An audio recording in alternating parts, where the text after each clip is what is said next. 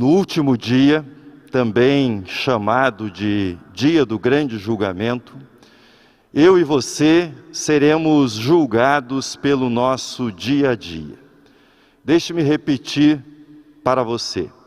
No último dia seremos julgados pelo nosso dia a dia. Isso significa que, se no último dia eu serei julgado pelo meu dia a dia, então devo viver cada dia sabendo que ele, o dia, é matéria por excelência para o dia do grande julgamento. Segunda observação sobre esse texto de Mateus que ouvimos. O dia do grande julgamento não é sobre religião, mas é sobre consideração pelas pessoas. Não é sobre teorias e ideias, é sobre práticas e atitudes. Não é sobre a defesa aguerrida de pseudo-valores judaico-cristãos, não é sobre combater inimigos da fé, não se trata disso. É sobre estender a mão para aquele que passa fome, estender a mão para aquele que está doente, estender a mão para aquele que está desabrigado, estender a mão para aquele que está preso. Minha terceira observação. O dia do grande julgamento será um dia de surpresa. Será um dia de grande surpresa. Martinho Lutero tinha muito senso de humor. E Martinho Lutero costumava brincar a respeito das surpresas que nós teríamos no céu. Lutero dizia que nós teríamos 3 grandes surpresas no céu. Dizia ele, primeira surpresa, muitas pessoas que nós pensávamos que encontraríamos lá, não estarão lá. Segunda surpresa, segundo Lutero, muitas pessoas que nós pensávamos que não estariam no céu, estarão no céu. Terceira surpresa, segundo Martinho Lutero, ele dizia, será uma grande surpresa se eu estiver lá. Será uma grande surpresa se eu estiver lá. Nessa linha das surpresas, há uma revelação nesse texto que eu resumo numa frase, nesse texto sobre o dia do julgamento, o dia do juízo final.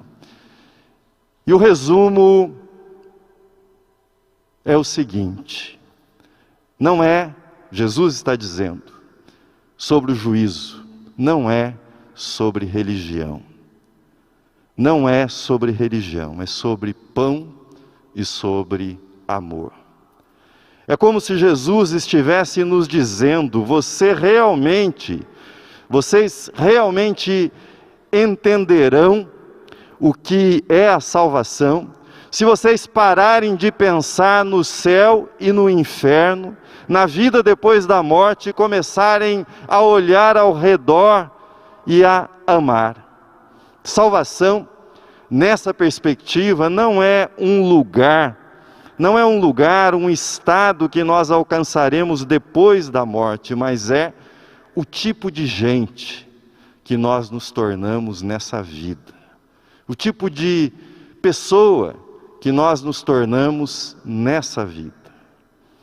É fascinante nesse texto perceber que as pessoas que são chamadas de ovelhas, elas ficam espantadas quando Jesus diz que foi alimentado por elas, vestido por elas, abrigado por elas, visitado por elas. Elas ficam espantadas diante dessa revelação e a pergunta que elas fazem para o Senhor é a seguinte: Senhor, quando foi que te vimos com fome e te demos de comer, com sede, com frio, nu? Quando te vimos preso, enfermo? E a resposta de Jesus é: quando você fez para quem precisava, você fez isso para mim. Portanto, no cerne da questão, temos as ovelhas que ajudaram o próximo, não fizeram isso pensando que estavam fazendo para Jesus. Não. Lembre-se que elas perguntaram: Senhor, quando foi que te vimos com fome? Elas não fizeram o bem, não fizeram o bem como um meio para alcançar um fim religioso, nesse caso, a salvação. O amor, quando ele se torna um meio para alguma outra coisa, um meio para se alcançar algum outro tipo de finalidade, já não é mais amor. Quando isso acontece, é interesse, é negócio e muitas vezes pilantragem. A mensagem de Jesus, as boas novas, o Evangelho, não é na sua essência uma mensagem sobre religião, mas sobre o amor no dia a dia. É sobre como pão e salvação estão interligados, sobre como a eternidade se oculta num instante de generosidade e solidariedade. A mensagem de Jesus é sobre o último dia, sobre o juízo final, é como esse último dia, como esse juízo final está acontecendo, está ocorrendo todos os dias, no nosso dia a dia, nos nossos atos cotidianos, na ajuda que é oferecida ou na ajuda que é negada ao necessitado. A mensagem de Jesus sobre o último dia, sobre o dia do juízo, é sobre como Jesus se oculta sob a pele de todos os marginalizados em todos os tempos e em todos os lugares. É sobre isso o Evangelho, é sobre isso a mensagem a respeito do último dia. Tive fome é o tema que orienta as mensagens desse mês de julho. Fiz essas observações iniciais sobre o texto de Mateus 25, sobre o texto conhecido como julgamento final, para deixar claro que não estamos tratando meramente de um tema social, portanto, alguma coisa adicional à nossa fé, mas que não esteja no núcleo da nossa fé, não. Com as ponderações que fiz, eu espero ter deixado claro que, para aqueles que seguem Jesus, não faz sentido separar aquilo que é material daquilo que é espiritual, pois à luz do ensino de Jesus, à luz da mensagem de Jesus, material e espiritual são inseparáveis. Aquilo que é material possui também espiritualidade, e aquilo que é espiritual possui também materialidade. Disse que nesse texto de Mateus há um elemento surpresa. Aqueles que ajudaram o próximo não sabiam que faziam isso para Jesus. Por outro lado, os bodes, quando lhes foi revelado que negaram a ajuda, disseram que não sabiam que era Jesus, que se ocultava sob a pele dos marginalizados. Eles se guiavam por interesses religiosos, mas não eram capazes de sentir empatia, misericórdia e de agir em favor do necessitado. Tive fome. Quero puxar 3 fios à luz desse tema. 3 fios indo do mais visível, daquele que é mais óbvio e está presente nesse texto, para aquele fio mais invisível, que também está presente nesse texto. E quero mostrar-lhes como cada um deles cada um desses fios se relaciona às nossas atitudes diante desse fenômeno horroroso que nós chamamos fome.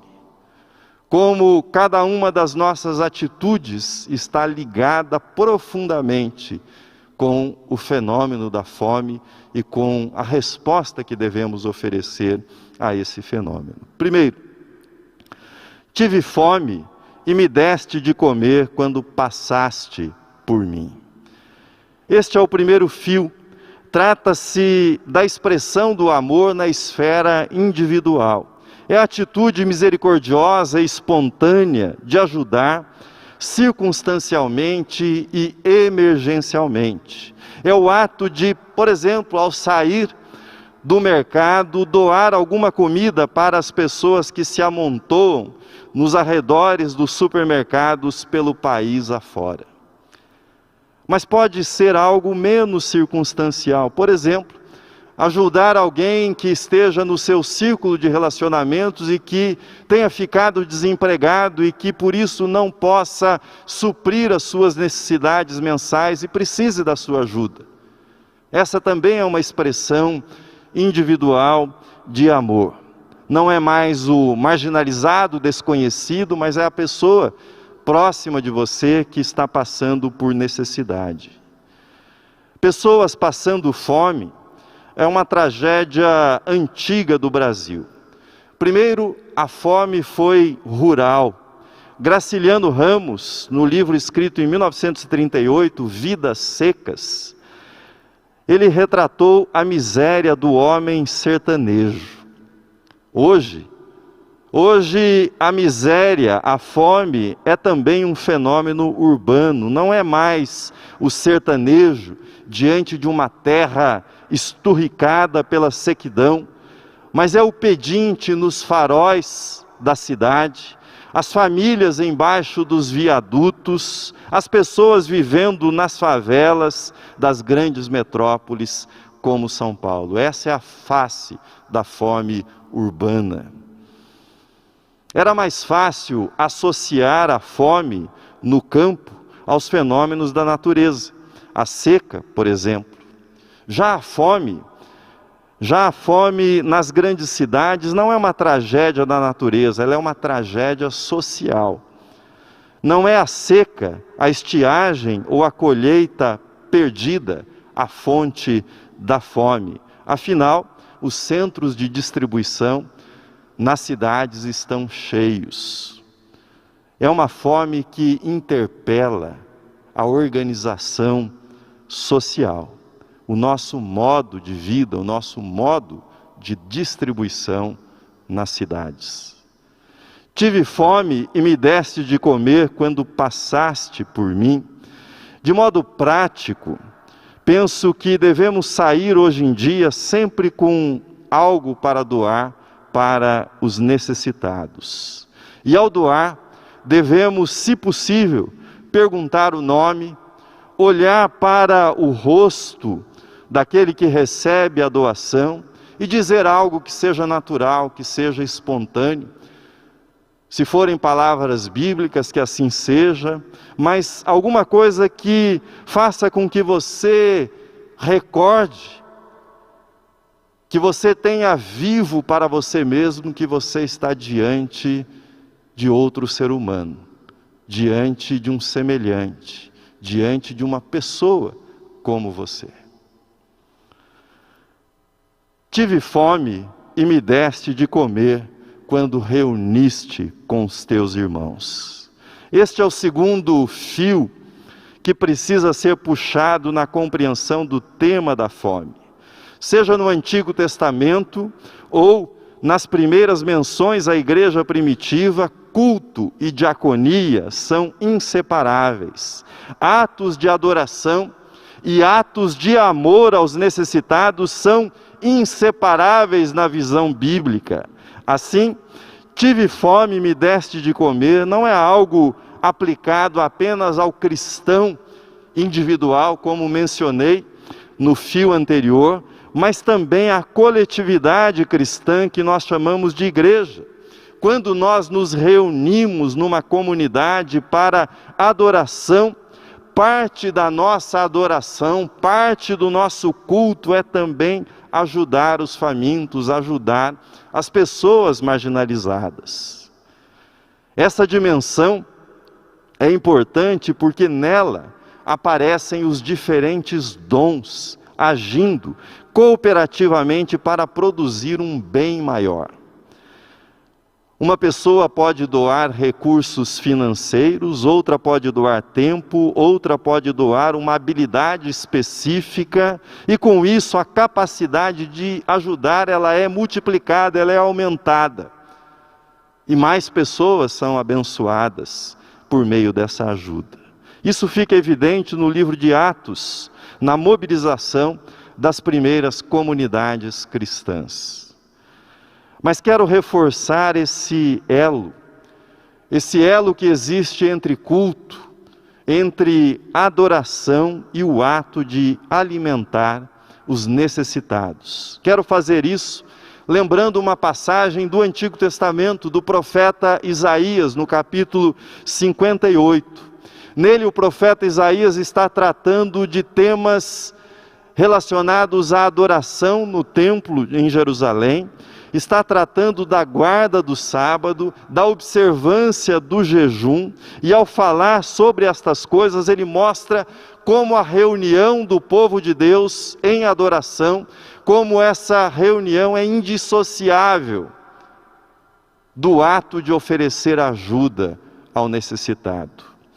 Ouça o texto de Isaías 58, assim escreveu o profeta: porventura, não é este o jejum que escolhi, que soltes as ligaduras da impiedade, desfaças as ataduras da servidão, deixes livres os oprimidos e despedaces todo jugo?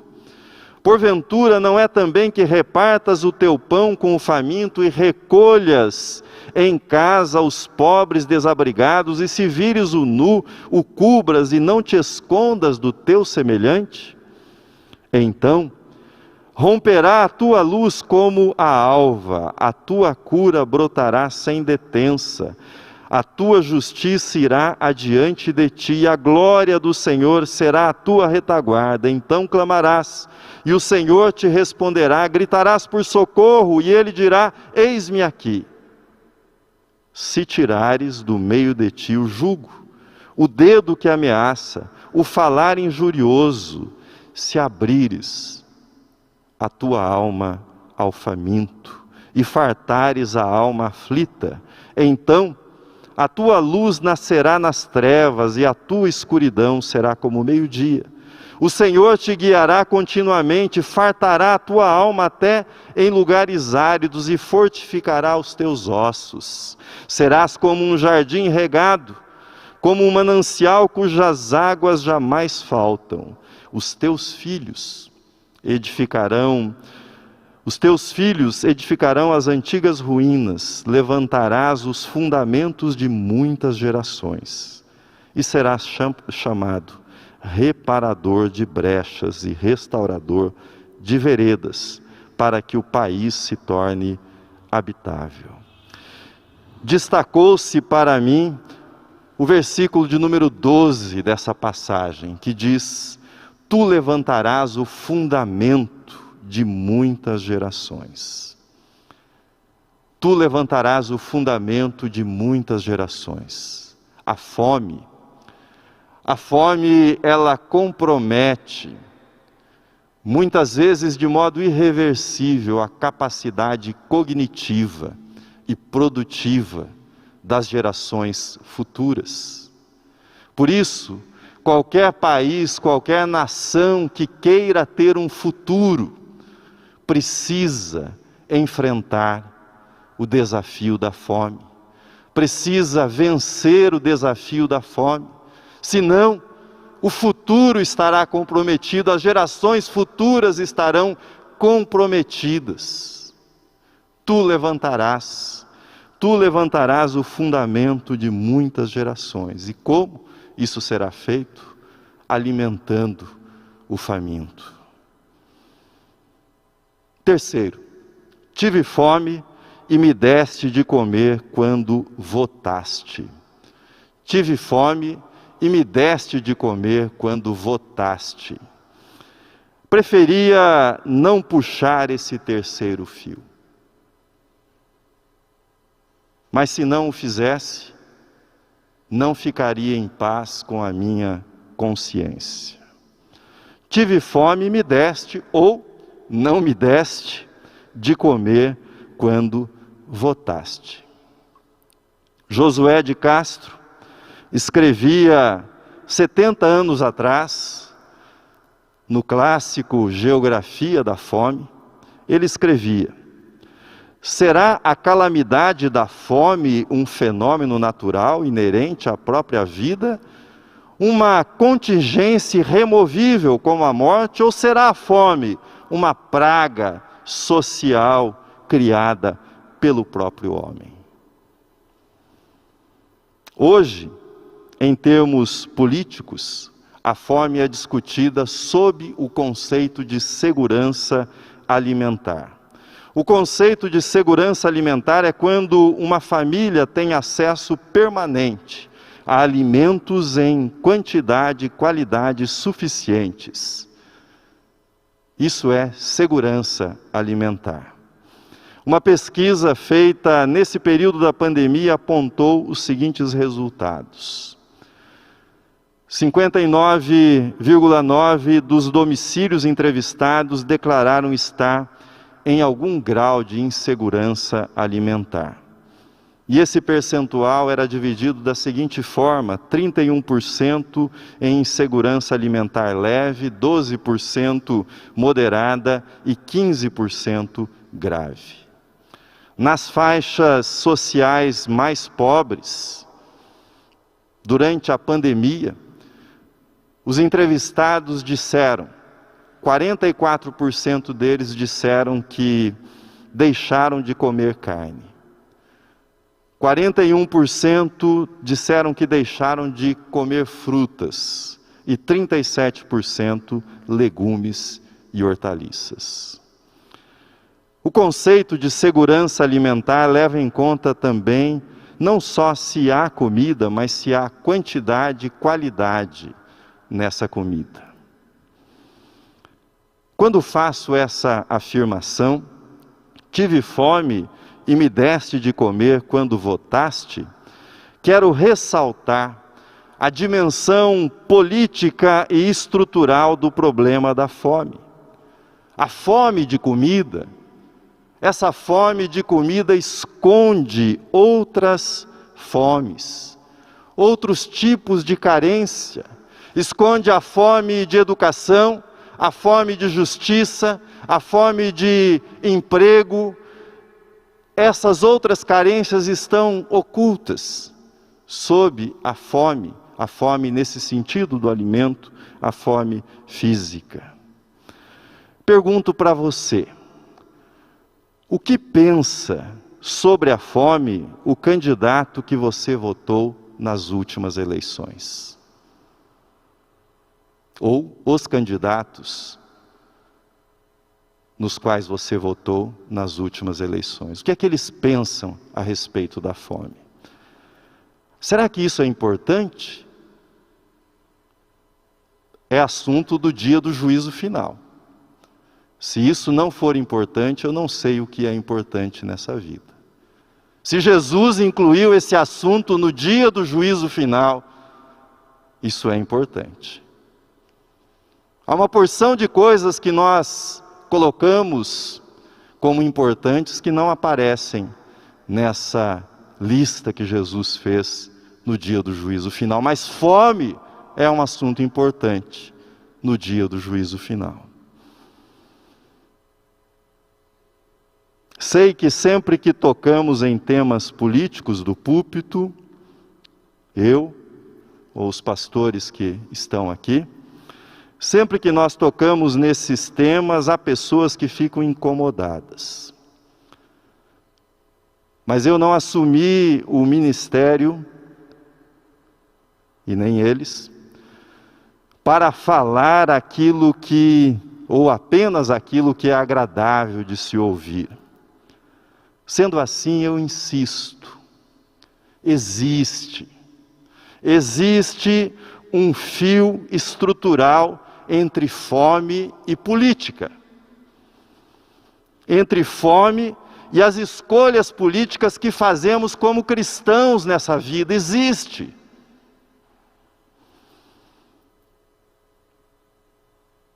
Por isso, insisto em que você pergunte para os seus candidatos quais são os planos deles, o que é que eles pretendem fazer para ajudar as pessoas que passam fome. Esse assunto é importantíssimo e nós não podemos fugir dele. Em nosso ato de votar, nós estamos tomando decisões sobre se haverá ou não comida para milhões de pessoas. É isso que nós decidimos quando nós votamos. Não está convencido ainda sobre o elo entre política e fome? Eu gostaria de deixar para a sua reflexão, então, mais uma informação, para que você possa refletir sobre esse fio aparentemente invisível.